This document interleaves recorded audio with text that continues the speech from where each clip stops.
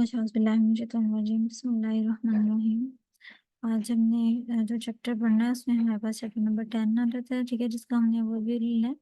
और इसके टॉपिक का नाम हमारे पास आता है कि डेलीगेशन। डेलीगेशन क्या होता है और नर्सिंग लीडरशिप और मैनेजमेंट के अंदर जो है वो डेलीगेशन के अंदर कौन कौन सी चीज़ें जो है वो हमने कवर करनी है।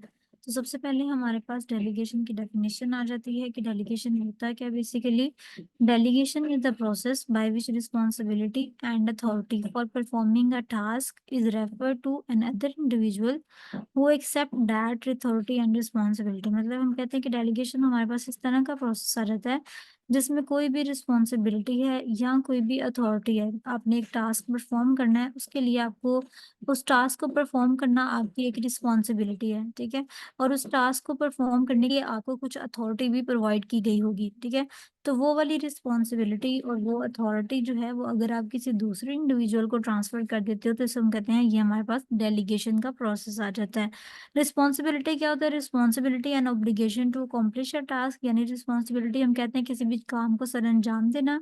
और अकाउंटेबिलिटी क्या होता है? Accountability is accepting ownership for the results और लैक, ठीक है, देर ऑफ। मतलब कि अकाउंटेबिलिटी होती है कि बाद में आप उसके जवाबदेह हो, ठीक है। जितने भी रिजल्ट्स आते हैं आप उसको ऑन करते हो, आप उसको जो है वो लुक आफ्टर करते हो, देखते हो, और जैसे भी रिजल्ट आएंगे आपने उनका जो है वो बाद में आप उनके रिस्पॉन्सिबल बनोगे। तो ये हमारे पास अकाउंटेबिलिटी आ जाता है। और लास्ट पे हमारे पास authority. Authority is the right to act. कि अथॉरिटी आपके पास बेसिकली इस चीज को हाईलाइट करती है कि आप क्या क्या चीजें कर सकते हो, ये आपका राइट है, ठीक है। हमारे पास बेसिकली 5 राइट्स ऑफ डेलीगेशन आ जाते हैं, या राइट्स ऑफ डेलीगेशन भी अगर आता है तो आपने उसमें 5 राइट्स ऑफ डेलीगेशन लिखने होते हैं। कौन-कौन से राइट्स होते हैं? राइट टास्क, मतलब सही तरीके से आपने काम जो है वो डेलीगेट करना है। राइट सर्कमस्टांसेस, अच्छा जो है वो सर्कमस्टांसेस जो है, सिचुएशंस जो है वो ठीक होनी चाहिए। राइट पर्सन, जिस पर्सन को आपने वो काम डेलीगेट करना है वो सही हो, ठीक है। राइट डायरेक्शन, आपने सही से जो है उसको सारी इंस्ट्रक्शंस देनी है। राइट सुपरविजन, उसकी जो सुपरविजन करनी है आपने वो भी आपने बिल्कुल ठीक करनी है। तो ये हमारे पास ऑलमोस्ट 5 राइट्स आ जाते हैं किस चीज के? डेलीगेशन के, ठीक है। डेलीगेशन की डेफिनेशन पढ़ ली हमने, उसके बाद 5 राइट्स पढ़ लिए किसके? डेलीगेशन के। उसके बाद आपके पास आता है कि स्टेप्स क्या क्या होते हैं डेलीगेशन प्रोसेस के, ठीक है। तो जो स्टेप्स होते हैं डेलीगेशन प्रोसेस के, उनमें हमारे पास ये 5 स्टेप्स ही जो है वो मेंशन किया आपने। इसी तरह से ही जो है ना वो बुलेट्स में इनको जो है वो सॉल्व करना है और इनको याद करना है। 5 स्टेप्स ऑफ डेलीगेशन प्रोसेस में क्या रहता है आपके पास? Define the task. सबसे पहले आपने एक टास्क जो है वो लेना है, उसको डिफाइन करना है, यानी आपको पता होना चाहिए कि आपने कौन सा काम जो है वो परफॉर्म करना है, ठीक है। डिसाइड ऑन डेलीगेट, फिर आपने ये डिसाइड करना है मैंने किसको डेलीगेट करना है, कितना डेलीगेट करना है और क्या डेलीगेट करना है, ठीक है। डिटरमाइन द टास्क, फिर आपने टास्क को दोबारा से अच्छी तरह से जो है वो इवेल्युएट करना है।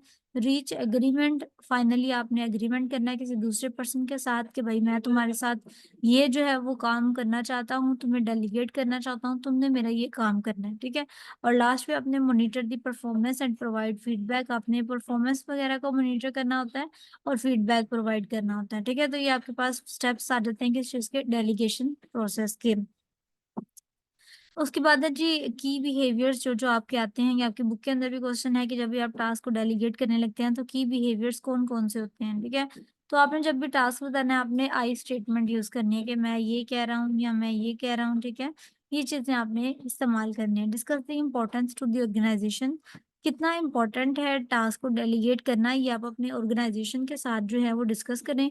Explain the expected outcome and timeline for completion, आपने एक टाइम बताना है कि इस टाइम तक जो है वो आपने ये टास्क जो है वो कंप्लीट करना है। आइडेंटिफाई यानी constraints for completing the task, अगर तो उस टास्क को अकॉम्प्लिशमेंट करने के लिए, अकॉम्प्लिश करने के लिए कोई ब्लॉकेज है या कोई मसला है तो आपने क्या करना है? उसको भी आइडेंटिफाई करना है। Identify any constraints for completing the task. और लास्ट में validate the understanding of the task and your expectations, मतलब आपने क्या करना है कि टास्क की जो है वो अंडरस्टैंडिंग हो गई है अगले बंदे को, ये कंफर्म करना है, ठीक है। और जो भी आपकी एक्सपेक्टेशंस होती हैं आपने वो भी उनसे भी इन्फॉर्म कर देना है कि भाई मैं आपसे ये एक्सपेक्ट कर रहा हूँ, ठीक है।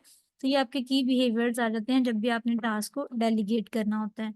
नेक्स्ट आपके पास आता है कि आपने इम्पोर्टेंस बतानी है, डेलीगेशन क्यों इतनी इम्पोर्टेंट है आपकी लाइफ में। तो दोनों पर्सन्स को जो है वो बेनिफिट होता है, एक तो डेलीगेटर होता है और एक डेलीगेटी होता है। यानी एक पर्सन जिसको काम डेलीगेट किया जा रहा है और एक वो है जो डेलीगेट कर रहा है, ठीक है। तो जो डेलीगेटर होता है, जो डेलीगेट मतलब जिस जो काम असाइन कर रहा है, किसी दूसरे को डेलीगेट कर रहा है, उसमें able to devote more time to those task that can not be delegated. मतलब उसको उन चीज़ों के लिए टाइम मिल जाता है जो कि डेलीगेट नहीं किए जा सकते। Have time to develop new skills and abilities, उसको नई स्किल्स और एबिलिटीज जो है वो डेवलप करने के लिए टाइम मिलता है, ठीक है। न्यू स्किल्स एंड एबिलिटीज के अलावा उसको अपॉर्चुनिटी मिलती है कि वो करियर की अपने एडवांस उसको आगे फर्दर प्रोग्रेस करे उसके अंदर, ठीक है।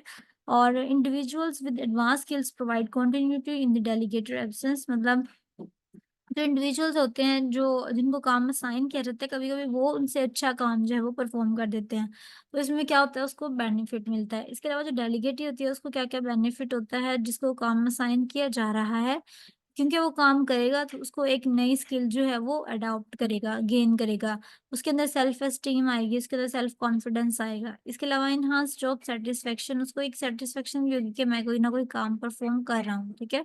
Learn to appreciate the roles and responsibility of others. इसके अलावा क्या है जी, रोल्स एंड रिस्पॉन्सिबिलिटी जो दूसरों की है उनको भी अप्रिशिएट करने का मौका मिलता है। Moral improve a sense of pride, मतलब जब इंसान एक काम अच्छा करता है तो उसके अंदर एक सेंस ऑफ प्राइड जो है वो भी आ जाता है। तो ये आपके पास दोनों को जो बेनिफिट्स होते हैं वो आ जाते हैं। इसके अलावा जो ऑर्गेनाइजेशन को बेनिफिट होते हैं वो क्या होते हैं, इसके ऑर्गेनाइजेशन को बेनिफिट ये होता है कि आपका टीम वर्क इंक्रीज होता है, यानी आप एक बंदे की बात मानते हो, दूसरा आपको ऑर्डर करता है, इस तरह से इन्वायरमेंट बेहतर रहता है। एफिशिएंटली अचीव द ऑर्गेनाइजेशनल गोल, आप अच्छे से जो है वो ऑर्गेनाइजेशन के गोल अचीव कर सकते हो। Decrease the over time and absence, और इस तरह से आप जो है वो ओवर टाइम से बच जाते हो, मतलब सारा काम आपको नहीं करना पड़ता, कुछ काम जो है वो डेलीगेट कर दिया जाता है। आपकी प्रोडक्टिविटी इंक्रीज होती है, आपकी जो फाइनेंशियल पोजीशन होती है वो भी थोड़ी बेहतर हो जाती है, ठीक है। और लास्ट में आपके पास पेशेंट को जो जो बेनिफिट जिसके होते हैं वो कौन से होते हैं, efficiency and quality of care, ठीक है। ये चीज़ इंक्रीज करती है किस चीज़ को, एफिशिएंसी को और क्वालिटी ऑफ केयर को। इंक्रीज पेशेंट सेटिस्फेक्शन, पेशेंट की सेटिस्फेक्शन जो है वो भी इंक्रीज होती है, कि मतलब मुख्तलिफ लोग हैं जो हमें मिलके देख रहे हैं। डिक्रीज द पेशेंट स्टे, जब इतने ज़्यादा लोग एक पर्सन को देखते हैं तो उनका पेशेंट स्टे भी कम हो जाता है। Decrease financial burden to the patient, patient के ऊपर जो फाइनेंशियल बर्डन का प्रेशर होता है, ठीक है, मतलब कि आपने अच्छे अच्छे डॉक्टर्स को जो है वो अच्छी खासी फीस अदा करनी है, तो वो उसके ऊपर फाइनेंशियल बर्डन कम हो जाता है, क्योंकि सब मिलके देख रहे होते हैं, तो उससे जो है वो फाइनेंशियल बर्डन इतना पेशेंट के ऊपर नहीं पड़ता है, ठीक है। तो ये आपके पास बेनिफिट्स आ जाते हैं, किसको, पेशेंट को जो जो बेनिफिट मिलते हैं वो आ जाते हैं। उसके बाद आता है what are the potential obstacles, potential obstacle कौन कौन सी आती हैं, रुकावटें कौन कौन सी आती हैं, ब्लॉकेज कौन कौन सी आती है।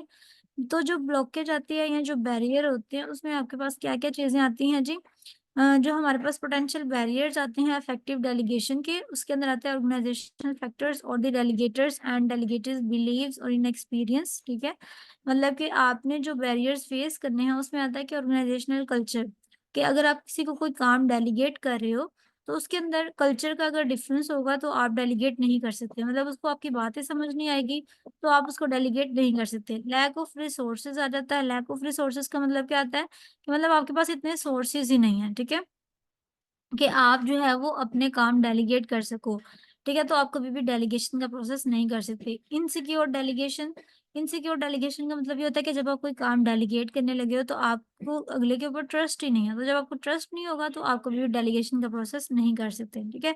अनविलिंग डेलीगेटी है जी, रिवर्स डेलीगेशन है या ओवर डेलीगेशन है, यानी जब आप किसी को बहुत ज्यादा काम दे देते हो तो उस सूरत में भी आपका काम जो है वो नहीं हो पाता, ठीक है। तो डेलीगेशन का प्रोसेस वहीं पे स्टॉप हो जाता है। जो कॉमन फियर्स होते हैं डेलीगेशन के अंदर वो कौन-कौन से होते हैं? यानी जब आपने काम डेलीगेट करना है तो आपको कौन-कौन से फियर्स जो हैं वो उनका सामना करना पड़ता है। फियर ऑफ कॉम्पिटिशन आ जाता है और क्रिटिसिज्म, यानी आप काम तो करके दे रहे हो लेकिन आपके अंदर डर होता है कि पता नहीं कोई मुझे क्रिटिसाइज़ ना कर दे कि तुमने काम किस तरह से किया है, ठीक है? फियर ऑफ लायबिलिटी, लायबिलिटी का मतलब चांसेस, यानी कुछ भी होने के चांसेस जो हैं वो होते हैं, तो आप परेशान होते हो कि अगर मैं इस तरह करूँ तो इस तरह ना हो जाए, ठीक है। लायबिलिटी के चांसेस होते हैं, लायबिलिटी का फियर होता है। Fear of loss of control का फियर होता है, या ओवरबर्डनिंग के ज़्यादा काम ना हो जाए, या डिक्रीज पर्सनल जॉब सेटिस्फेक्शन, आपकी जॉब सेटिस्फेक्शन नहीं होती, ठीक है। तो आप इस तरह से सोचते हो कि मैं अगर काम करूँगा तो हो सकता है अगले को पसंद ना आए, ठीक है? तो फिर भी हम जो है वो डेलीगेशन के प्रोसेस में फ़ियर को जो है वो इन्वॉल्व कर लेते हैं, ठीक है? अब नेक्स्ट आपके पास क्वेश्चन इसके अंदर आता है, define accepting delegation, what do you want when you accept delegation, ठीक है?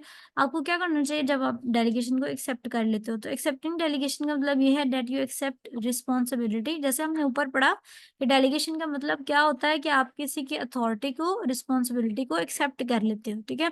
तो एक्सेप्टिंग डेलीगेशन का मतलब क्या है कि आपने रिस्पॉन्सिबिलिटी को जो है वो एक्सेप्ट किया एंड इट्स बेनिफिट्स, के उसके जो भी फायदे होंगे वो भी आपके ऊपर पड़ेंगे, और अगर उसको नुकसान होता है तो वो भी जो है वो आपके ज़िम्मे आता है। When accept delegation you must understand what is being asked, यानी जब आपने डेलीगेशन को एक्सेप्ट कर लिया है तो आपको पता होना चाहिए कि भाई अगला बंदा अगर मुझसे कोई क्वेश्चन करता है तो मैंने उसको सही से आंसर देना है। First acknowledge the delegator confidence, सबसे पहले आपने क्या करना होता है, जो डेलीगेटर होता है उसका कॉन्फिडेंस उसको बूस्ट करना होता है, ठीक है? उसके अलावा आपने स्किल्स और एबिलिटीज को जो है वो देखना होता है, ठीक है? When you accept roles and responsibilities to assume make sure clear time frame, feedback mechanism and other expectation, ठीक है? डेलीगेटर को आपने इन्फॉर्म करना होता है थ्रू आउट द प्रोजेक्ट, और अगर आप क्वालिफाइड नहीं है या आपके पास टाइम नहीं है तो आप सीधा सीधा नो कह दें, ठीक है? जैसे कि आप गलत काम जो है वो डेलीगेट करें तो आपने सीधा नो कहना है, ठीक है? तो ये आपके पास जो है ना वो चैप्टर 10 होता है डेलीगेशन का, क्योंकि छोटा है तो हम कोशिश करेंगे कि चैप्टर 10 और चैप्टर 11 को जो है ना वो इकट्ठा ही देख लें, ठीक है? आगे हमारे पास ना ये चैप्टर, इसका छोटा सा टॉपिक है परफॉर्मेंस अप्रेजल का, कि परफॉर्मेंस अप्रेजल जो है वो हमारे पास क्या होता है, ठीक है? इसके अंदर क्या क्या चीजें जो है वो इन्वॉल्व होती हैं। परफॉर्मेंस अप्रेजल की सबसे पहले ये आप अपना कंटेंट खोलेंगे ना तो उसके अंदर चैप्टर नंबर 11 और 12 जो है ना वो बनेगा आपका परफॉर्मेंस अप्रेजल का, ठीक है? ये आपकी बुक के अंदर नहीं है तो आपने इसको जो है वो यहीं से करना है, ठीक है? परफॉर्मेंस अप्रेजल का मतलब क्या होता है, ये एक systematic periodic and impartial rating है एम्प्लॉयज की excellence in the matters pertaining to his present job and its potential for a better job, यानी ये एक सिस्टमैटिक जो है वो मेथड होता है। सिस्टमैटिक का मतलब एक सिस्टम के थ्रू जो है वो चल रहा है। पीरियोडिक का मतलब क्या होता है कि सीक्वेंस वाइज चलता है, आहिस्ता आहिस्ता, ठीक है? पीरियड वाइज जो है वो चलता है। इसमें आप करते क्या हो, जो भी आपके एम्प्लॉयज होते हैं उनको आप रेट करते हो, ठीक है? यानी उसने अच्छा काम किया, उसने अच्छा काम नहीं किया, ठीक है? उनको एक्सीलेंस के हिसाब से आपने उनको रेट करना होता है in the matters pertaining to his present job, ठीक है? मतलब जितने भी उनकी प्रेजेंट जॉब है उसके अंदर जितने भी मैटर्स हैं उनसे related and it's potential for a better job, के वो मजीद कितना अच्छा काम जो है वो कर सकता है, ठीक है? तो ये सारी चीजें आपके पास परफॉर्मेंस अप्रेजल में आता है। देखिए इसका मतलब ये है, परफॉर्मेंस का मतलब कारकर्दगी, अप्रेजल का मतलब उसके ऊपर तारीफ करना, ठीक है? मतलब अगर आपके जो एम्प्लॉय हैं उन्होंने काम किया है तो आप उसके ऊपर तारीफ कर रहे हो, इसे हम कहते हैं परफॉर्मेंस अप्रेजल। अब पीयर रिव्यू की जो टर्म होती है वो क्या होती है, ठीक है? ये भी अक्सर जो है पेपर में आ जाता है यूएचएस के अंदर के पीयर रिव्यू क्या होता है। उससे पहले हम पढ़ेंगे परफॉर्मेंस अप्रेजल के अंदर जो इवैल्यूएशन सिस्टम होता है वो क्या होता है। इवैल्यूएशन सिस्टम हमारे पास दो सिस्टम्स के ऊपर जो है वो मुश्तमिल होता है। एक होता है रिजल्ट ओरिएंटेड सिस्टम, एक होता है बिहेवियर ओरिएंटेड सिस्टम, ठीक है? रिजल्ट ओरिएंटेड सिस्टम में क्या आता है जी, employees know in advance what is expected, ठीक है? रिजल्ट ओरिएंटेड सिस्टम में ये होता है कि भाई एम्प्लॉयज को पता होता है पहले से ही कि हम ये काम कर रहे हैं तो इसका ये रिजल्ट आएगा, ठीक है? उनके रिजल्ट्स जो होते हैं वो क्वांटिफाइबल होते हैं, ऑब्जेक्टिव्स होते हैं और मेजरेबल होते हैं। तो ये सारा कुछ हमारे पास रिजल्ट ओरिएंटेड सिस्टम में आता है। बिहेवियर ओरिएंटेड सिस्टम में क्या आता है, focus on what the employees actually does, ठीक है? ये तो वो थे जो आपने पहले से ही अंदाजा लगाया कि भाई हम काम ये करेंगे तो उसके रिजल्ट्स ये आएंगे। और बिहेवियर ओरिएंटेड सिस्टम इस तरह का सिस्टम होता है जिसमें उनकी एक्चुअल परफॉर्मेंस को मेजर किया जाता है कि उन्होंने ये किया है, ठीक है? ये दो चीजें आती हैं, रिजल्ट ओरिएंटेड सिस्टम और बिहेवियर ओरिएंटेड सिस्टम। उसके बाद है describe the steps of result oriented appraisal system, कि किस तरह की हमने पढ़ा रिजल्ट ओरिएंटेड कौन सा होता है, जिसमें एम्प्लॉयज को पहले से ही आइडिया होता है कि हमने मतलब ये करना है तो उसका ये रिजल्ट जो है वो आएंगे, ठीक है? तो वो कहते हैं रिजल्ट ओरिएंटेड सिस्टम जो होता है उसके स्टेप्स क्या-क्या हैं।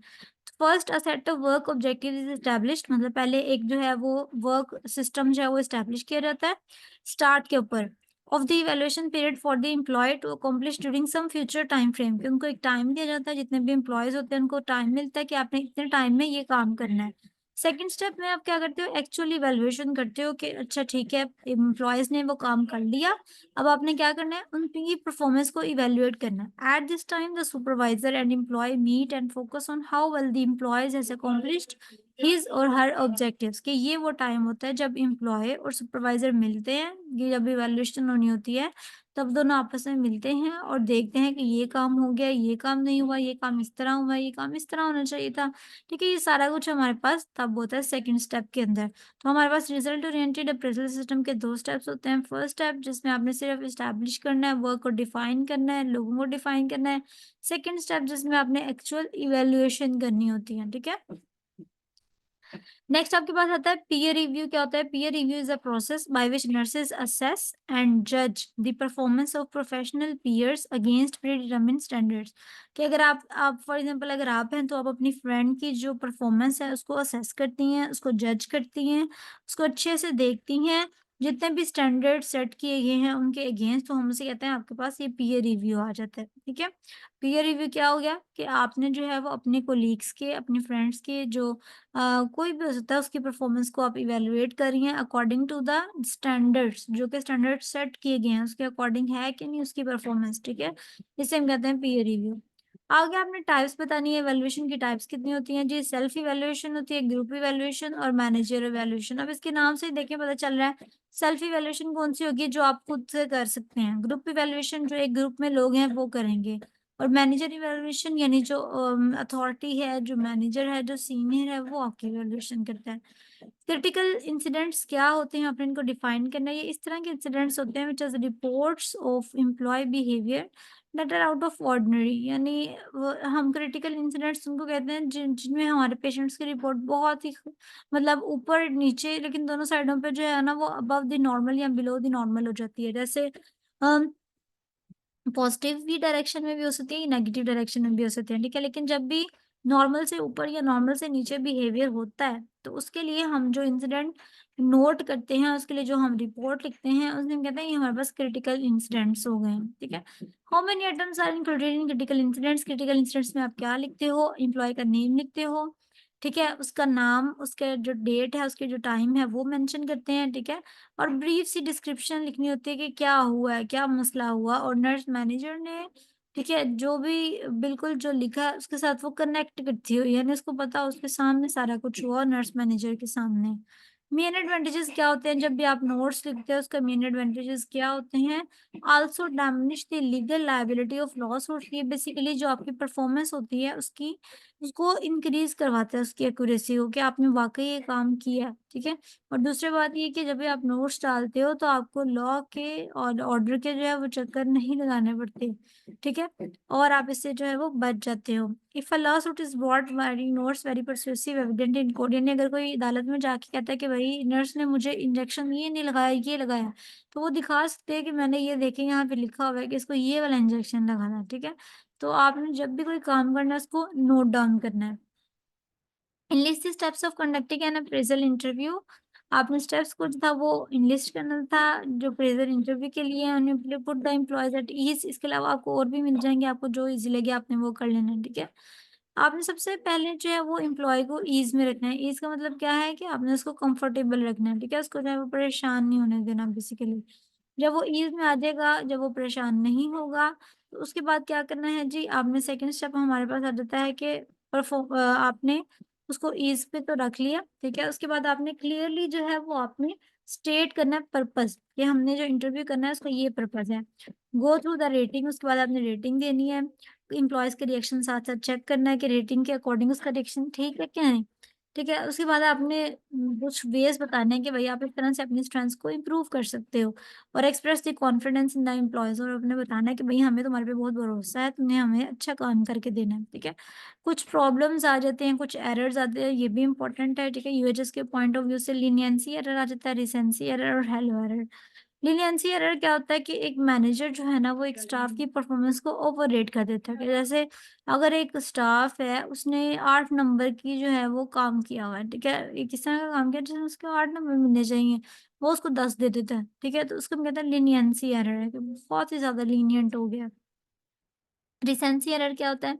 Tendency of a manager to rate an employee based on recent evil, then the entire evaluation period is called recency error। मतलब जैसे आप और आपके फ्रेंड अगर जा रहे थे तो आपसे कोई मिस्टेक हुई है, ठीक है? तो नेक्स्ट टाइम जब आपका कुछ बनाया जाता है या कुछ आपका कंक्लूजन निकाला जाता है तो आपकी फ्रेंड कहे कि ये गलतियाँ निकालती है बहुत ज़्यादा, ठीक है? तो या वो ये कहे कि भई इसने अभी भी गलत काम किया था थोड़े दिन पहले, ठीक है? तो जो रीसेंट एरर होता है उसकी बेस पे कोई भी डिसीज़न लेते हैं उसे हम कहते हैं रीसेंसी एरर आ जाता है उसके अंदर। हेलो एरर होता है process of assigning rating on the basis of overall impression कि हेलो एरर का मतलब ये है कि अगर एक बंदे की शक्ल अच्छी है तो आप उसकी शक्ल को देख के उसका जो है वो अच्छा-सा उसका डिसीज़न ले दो या अच्छे से जो है वो काम को असाइन कर दो, बाकियों को जो है वो मुश्किल काम असाइन करें। तो ये हमारे पास हेलो एरर की जो है वो चीज़ें आ जाती हैं, ठीक है? मेरे को इतना ही तरह के एरर पड़े लीनियंसी एरर है, रिसेंसी एरर है और हेलो एरर है। लास्ट में आपके पास रूल ऑफ थंब होता है, रूल ऑफ थंब क्या होता है जी? गो बियॉन्ड द फॉर्म यानी आपने बहुत अच्छे से काम को परफॉर्म करना होता है, हर चीज़ से बियॉन्ड जाके। Postpone the appraisal interview if necessary interview को बेशक आप पोस्टपोन कर दें लेकिन अपने काम को पोस्टपोन ना करें। Don't be afraid to change in inaccurate rating यानी आपने ये नहीं होना कि अगर आपके पास गलत जो है वो रेटिंग हो गई है, इनएक्यूरेट रेटिंग आपको मिल गई है तो आप उससे डर जाएँ, ठीक है? आपने उससे जो है वो बिल्कुल भी नहीं डरना।